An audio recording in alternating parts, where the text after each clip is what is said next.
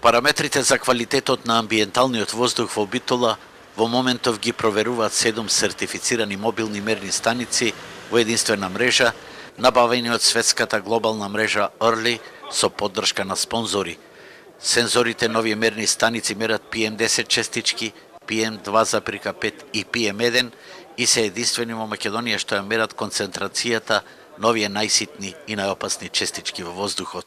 За ова се погрижија 5 граѓански организации од Битола, кои ја создадоа платформата Земиздив и синоќ ја промовираа пред граѓаните, кои ќе можат во секој момент да знаат колкаво е аерозагадувањето во сите пунктови на градот и да се детектираат аерозагадувачите, особено кога ќе бидат поставени 17 мерни станици во градот и уште 3 околу рек Битола.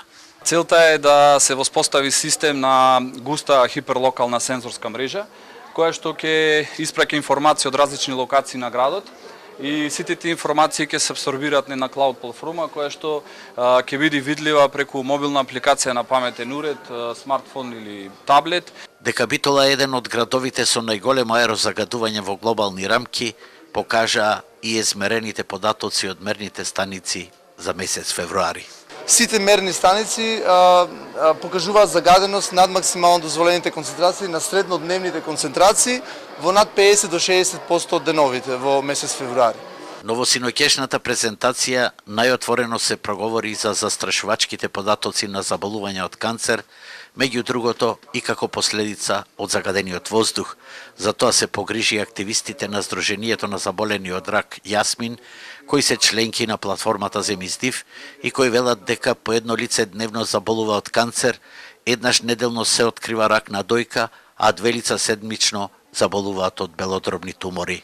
Од периодот од 2010 до 2016 година во Битола има 2044 лица заболени од карцином, 6 деца, има и тинејџери, има и стари, млади, значи болеста не знае граници. За жал, во преполнетата сала на Центарот за култура, синоќа столчината во првиот ред останаа празни.